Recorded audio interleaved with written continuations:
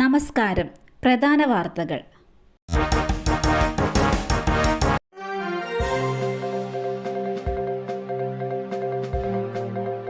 നിക്ഷേപകരുടെ പരാതിയെ തുടർന്ന് തർക്കത്തിൽ കിടന്ന വളഞ്ഞ വഴിയിലെ SNDP ഓഡിറ്റോറിയത്തിൽ നിന്ന് തീയും പുകയും ഉയർന്നത് പരിഭ്രാന്തി പരത്തി. ഇന്ന് വൈകിട്ട് 6 മണിയോടെയായിരുന്നു സംഭവം. കോടതിയുടെ ഇടപെടലിനെ തുടർന്ന് വർഷങ്ങളായി അടഞ്ഞുകിടന്ന ഇരുനില കെട്ടിടത്തിന് മുകളിൽ നിന്ന് തീയും പുകയും ഉയരുന്നത് നാട്ടുകാരുടെ ശ്രദ്ധയിൽപ്പെടുകയായിരുന്നു. വിവരമറിഞ്ഞെത്തിയ അമ്പലപ്പുഴ പോലീസും ആലപ്പുഴയിൽ നിന്നെത്തിയ ഒരു യൂണിറ്റ് അഗ്നിശമന സേനയും കെട്ടിടത്തിനുള്ളിൽ പരിശോധന നടത്തി. പഴയ ബെഡിന് തീപിടിച്ചതാണ് പുക ഉയരാൻ കാരണമായതെന്ന് കണ്ടെത്തി.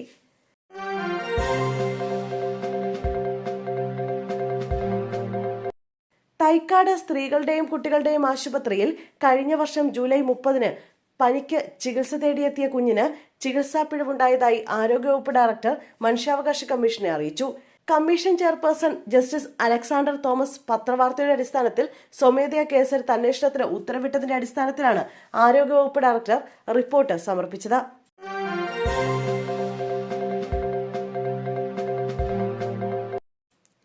ചേലക്കര പഞ്ചായത്ത് പ്രസിഡന്റ് തെരഞ്ഞെടുപ്പിലെ വോട്ട് ചോർച്ചയിൽ കടുത്ത നടപടിയുമായി CPM. ചേലക്കര പഞ്ചായത്ത് പ്രസിഡന്റ് തെരഞ്ഞെടുപ്പിൽ LDF സ്ഥാനാർത്ഥിക്ക് വോട്ട് ചെയ്യുന്നതിന് പകരം UDF സ്ഥാനാർത്ഥിക്ക് വോട്ട് രേഖപ്പെടുത്തിയ 16-ാം വാർഡ് മെമ്പർ PN രാമചന്ദ്രനെ പാർട്ടിയിൽ നിന്ന് പുറത്താക്കി. പാർട്ടി വിപ്പ് ലംഘിച്ച് വോട്ട് ചെയ്തത് അതീവ ഗൗരവകരമായ വീഴ്ചയാണെന്ന് വിലയിരുത്തിയാണ് നടപടിയെന്ന് local committee secretary MV Manoj Kumar അറിയിച്ചു.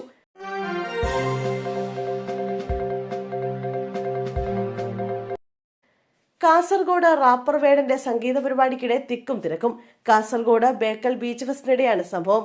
കുട്ടികൾ ഉൾപ്പെടെ നിരവധി പേർക്ക് പരിക്കേറ്റു. ഇവരെ ആശുപത്രിയിൽ പ്രവേശിപ്പിച്ചു. പരിപാടിക്ക് സമീപം റെയിൽവേ പാളം മുറിച്ചു കടക്കുന്നതിനിടെ യുവാവിനെ ട്രെയിൻ തട്ടിയെന്നുള്ള വിവരവും പുറത്തുവന്നു. ഇയാളുടെ നില ഗുരുതരമാണെന്നാണ് വിവരം.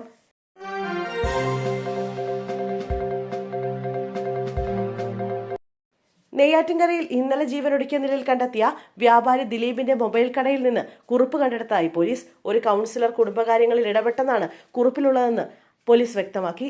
ആരോപണം കോൺഗ്രസ് കൗൺസിലർ ഗ്രാമം പ്രവീണിന് എതിരെയെന്ന് ദിലീപിന്റെ സഹോദരൻ രതീഷ് പറഞ്ഞു. പോലീസിന് കൊടുത്ത പരാതിയിലാണ് രതീഷ് ഇത്തരത്തിൽ ആരോപിക്കുന്നത്.